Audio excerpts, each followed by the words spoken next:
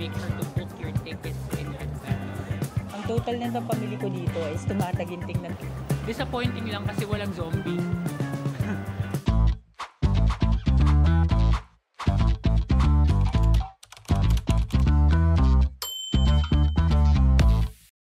Hi amazing people and welcome back to my YouTube channel. So today is a very special day guys dahil pupunta na tayo sa Busan. So of course, kung alam nyo yung movie guys, yun din yung gagawin natin. Sasakay tayo ng train to Busan. So we are ready to check out here sa ating Airbnb na Space Guest House. And from here, pupunta tayo ng Seoul Station, and from Seoul Station, sasakay tayo ng KTX, which is yung train papunta sa Busan. So, it's gonna be a long day today at mahaba-habang biyahe, guys. So, tara, samahan nyo ako. Okay, guys. So, tanghaling tapat ngayon, and andito na ako sa labas ng Space Guest House. Nagulat lang ako kasi ngayon lang ulit ako lumabas, and snowing na naman siya, guys, dito sa Seoul ngayon. Temperature is at 0 degrees.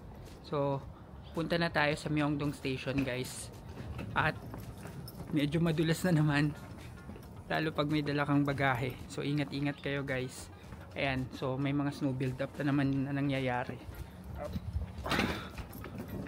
Okay. So punta na tayo sa Myeongdong Station. Tapos from there sasakay lang tayo ng Line 4 pababa ng Seoul Station. Kung saan doon yung makikita yung KTX. Let's go! Okay guys, so nandito na ako sa Myeongdong Station. Papunta na ako dun sa Line 4. Ang lamig na naman sa labas, grabe.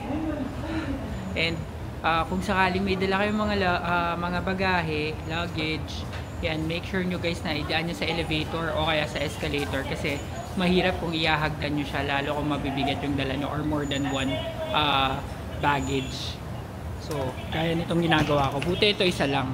Kasi wala pa tayo masyadong nabiling pasalubong dito. Bibili tayo kapag bumalik na tayo dito sa Seoul or baka sa Busan. So, hirap. Saan ko muna itong pinto?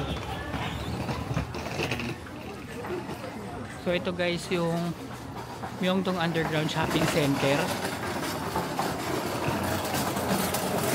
So, punta na tayo sa Line 4. Okay guys, so nandito na tayo sa platform ng Myeongdong Station and sa Seoul Station lang tayo bababa, so malapit lang to.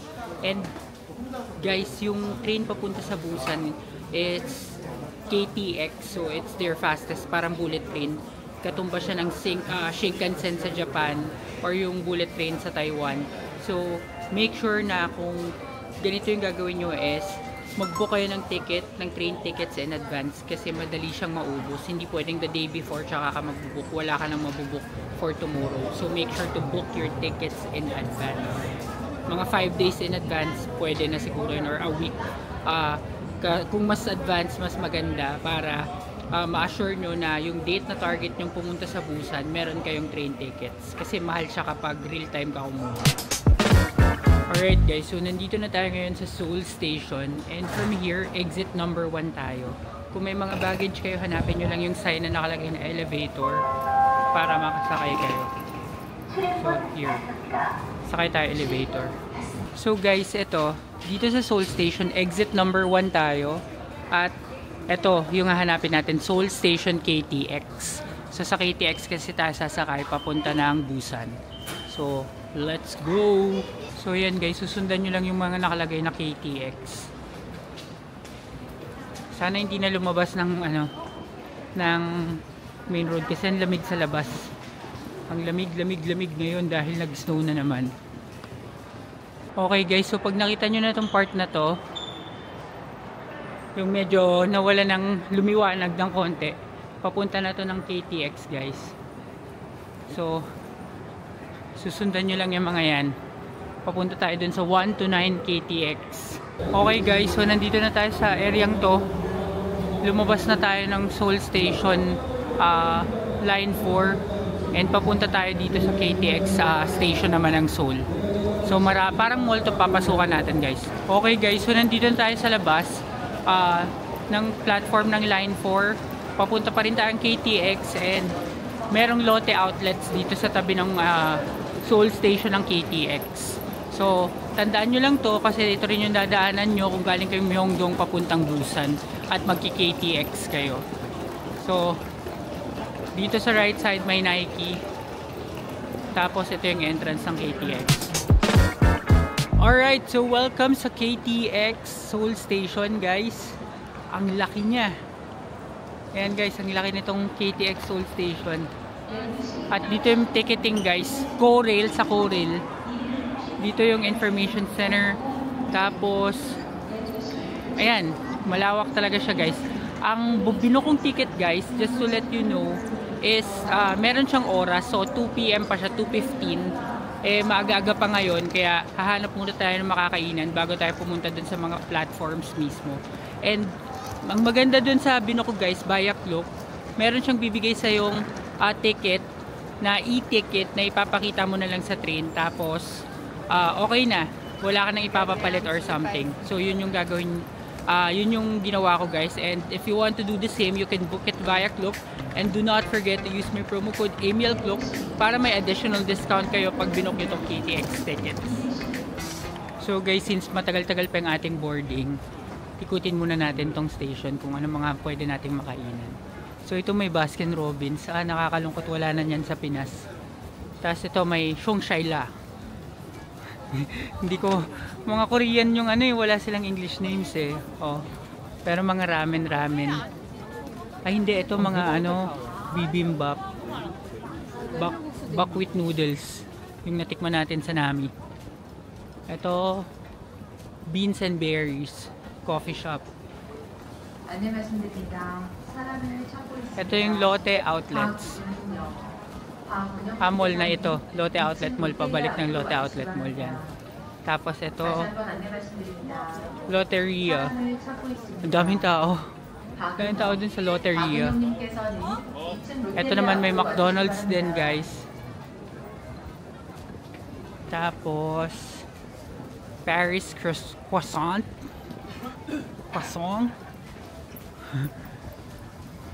Ayan oh. May din, dining din, dami ring tao. Pero puro bread. Tapos dito may ATM. Tapos CR. So yun lang. Yun lang mga kainan. So hanap tayo. Pili na lang tayo ng isa sa mga yan guys. So guys, dito na ako sa Paris Croissant.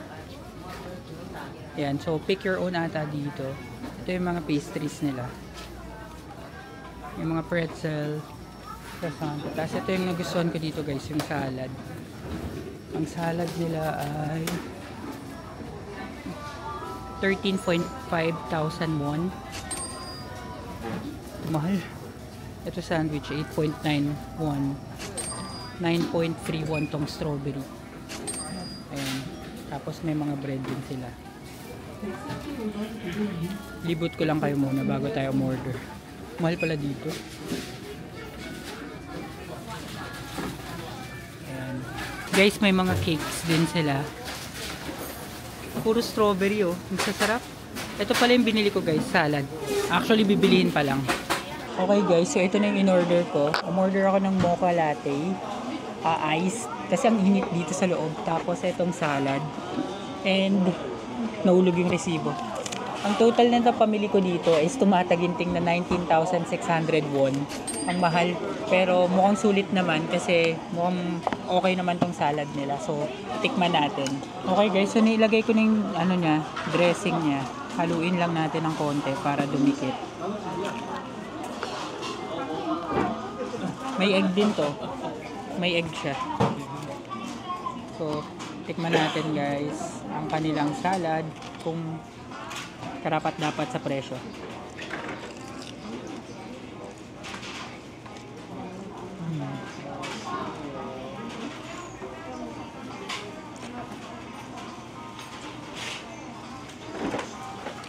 Grabe malutong guys. Ang sarap. Fresh na fresh yung fruits. So pwede kong sabihin na karapat-dapat siya. Meron lang siyang bell pepper. May nilalasahan akong bell pepper. Kaya medyo nag-give siya ng ibang kick dun sa salad. Pero overall, masarap naman. Siguro I would rate this mga 8 out of 10. Goods naman to guys. So kain muna tayo. So guys, tikman natin tong mocha latte nila.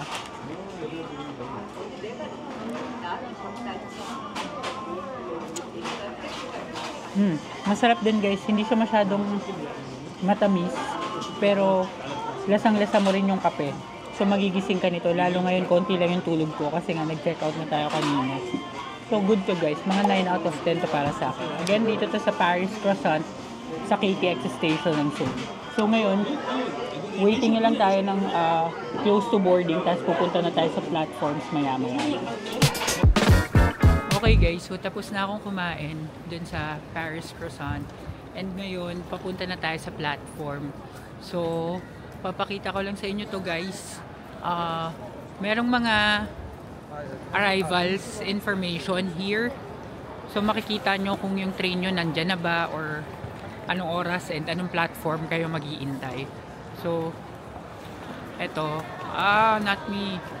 So, dito, titignan nyo kung anong oras yung train nyo kasi mamimili kayo ng oras sa Klook kung anong oras yung gusto nyo i-book na train. Tapos, ayan, so yung oras, tapos kung anong platform or train number, tapos kung anong platform kayo mag-iintay.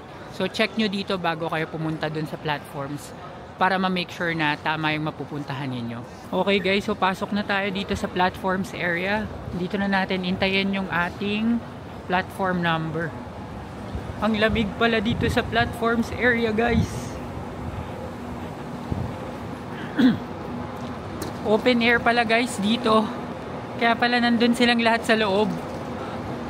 Grabe. At nag-i-snow na naman dito guys sa Seoul. Papakita ko lang guys yung snow. Sana kita. Ayan dyan. May snowfall na naman guys. Kaya pala malamig. So, wala pa kasi tayong platform number pero sasabihin na next na yung train natin. Ang lamig dito! So punta tayo sa wait na tayo sa platform number guys. So sa track 9 tayo. Track number 9, papunta na ako doon guys. Platform number 9. Buti malapit lang. Ito lang yun guys. Bababa na tayo dito papunta sa platform 9. So guys, ito na yung KTX natin. And dun tayo sa car number 16. So medyo malayo-layo at umi-snow pala dito sa loob. Paano? May mga butas yung bubong guys kaya nag-snow. Ayan, nag-snow na naman dito. Hanggang kailan ba tong snow sa Seoul? So struggle is real guys kapag nagtutula ka ng maleta tapos may snow, madulas pa. So ayan, may nakalagay din dito guys na ayan 219 KTX to Busan. Yan, kanina nag-appear yan in English. So pasok lang tayo sa car 16. Tapos from there makakaupo na tayo. Okay guys, so dito na tayo. And may outlet guys, so makakapag-charge tayo. At ito yung view. Nasa window seat tayo. Kitang-kita nyo, malakas ang snow. So tignan natin kung sakto nga alis tong train. Lakas ng snow sa Seoul, grabe. Buti na lang paalis na tayo. Sandali lang guys! Kung hindi ka pa nakasubscribe sa channel na ito na AJTV Amazing Travels, mag-subscribe ka na dahil makakatulong yon para mas maparami pa natin ang paggawa ng mga videong ito. So yun lang guys, maraming salamat. Back to the video. So guys, make sure nakaupo kayo dun sa seat number nyo mismo kasi hindi nila chine-check yung ticket mismo. Che-check lang nila kung may nakaupo dun sa mga book seat numbers. So make sure na nandun kayo para hindi kayo magka-problema. So ngayon ay konting minuto na lang bago umalis tong train to Busan. Train to Busan talaga to. So hintayin lang natin yung saktong oras mismo. 2:08 na ngayon, 2:19 yung schedule nito. So guys, 2:19 na and saktong umalis yung KTX. So paandar na kami. Tignan niyo yung view. Let's go train to Busan. Sana walang zombie.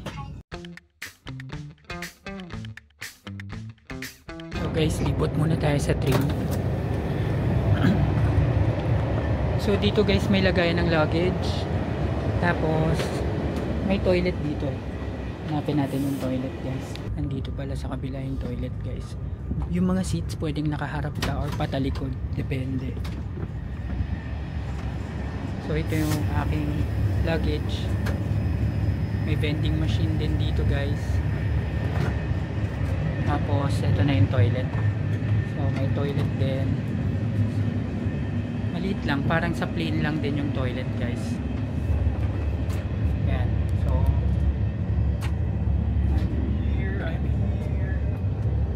Yan. So yun lang naman, maliit lang yung ano dito, guys. So nilibot ko lang kayo ng konti. So guys, 2 hours mahigit yung travel time dito. So papahinga muna tayo at magre-recharge and then see you sa Busan. Okay guys, so update lang.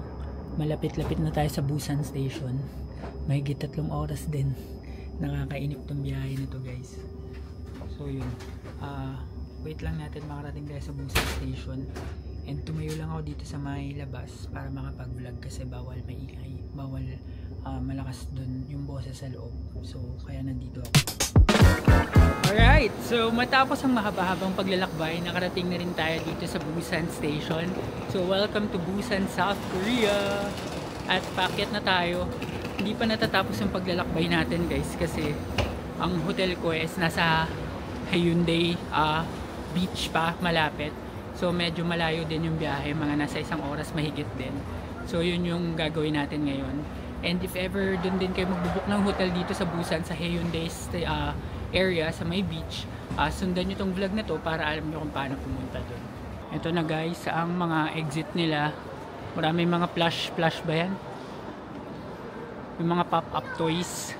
So susundan lang natin yung pababa dun sa not sa platform pero sa exit sa Busan Station. Okay guys, so pupunta lang tayo dito sa exit 7 and ang mode of transportation na napili ko based sa Naver map is bus. So first time natin magbabus dito sa South Korea and dito pa sa Busan. So sundan lang natin itong mga to sa exit 7 at magbabus tayo para hindi rin palipat-lipat kasi yung subway nila or yung train, guys, chinek ko yung ruta, medyo palipat-lipat, hindi convenient kapag may dala kang luggage. So dito tayo, eto na ang Busan. Medyo ano lang guys, medyo disappointing lang kasi walang zombie. Hinihintay ko sana biglang may aatake, wala. So pakita ko lang sa inyo ang view ng Busan mula dito sa station. Ayan. So busan na talaga. So hanapin lang natin. Ang bus number na sasakyan ko is bus 1003. So diretso lang daw papunta doon sa bus station. So baba tayo dito.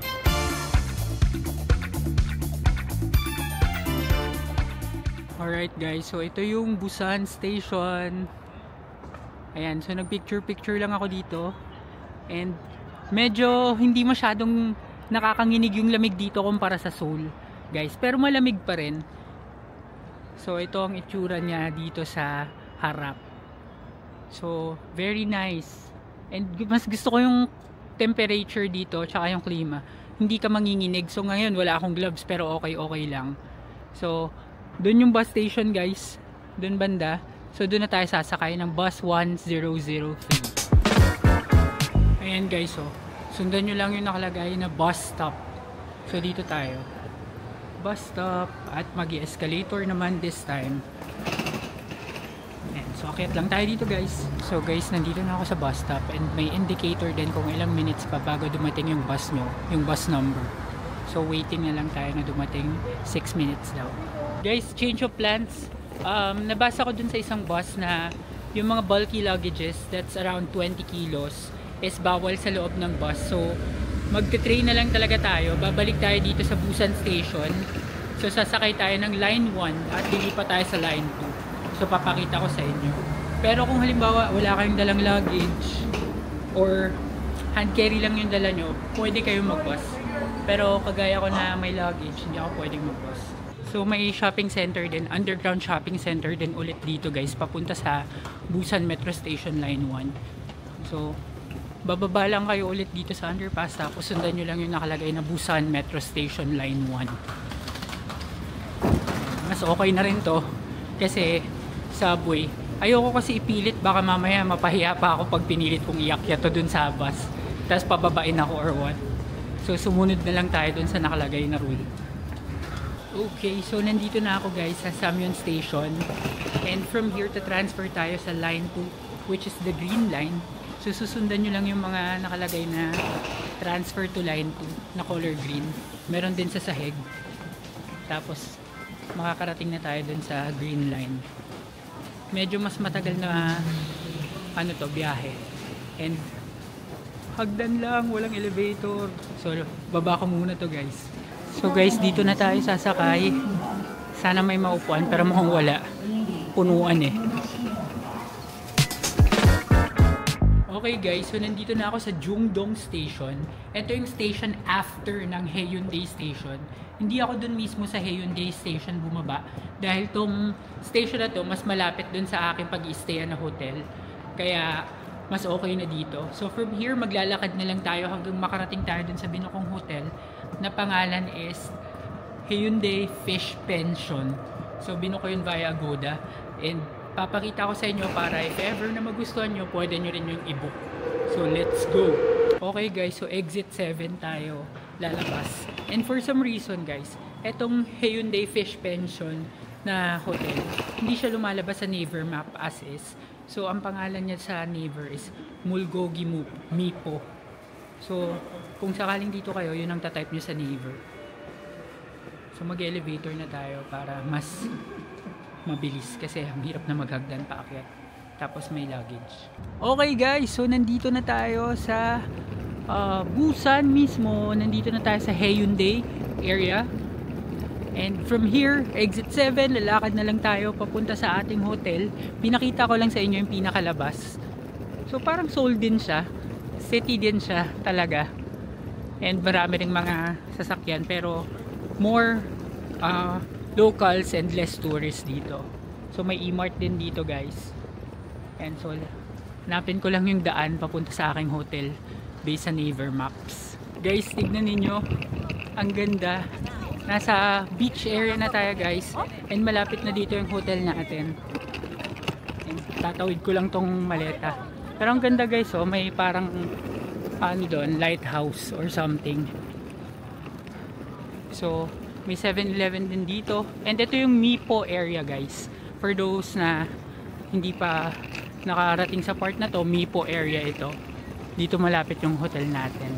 And dahil dyan, i-end ko na muna ang vlog na ito guys. Maraming salamat sa lahat ng sumama sa akin sa pag-transfer from Seoul dito sa Busan. At kung nagustuhan ninyo ang video ito, please give me a like, comment, and share, and subscribe to my channel. And do not forget to hit the notification bell para updated kayo sa aking future vlogs. Abangan ang ating hotel or room tour sa susunod na vlog. Yun lang guys, maraming salamat. Bye!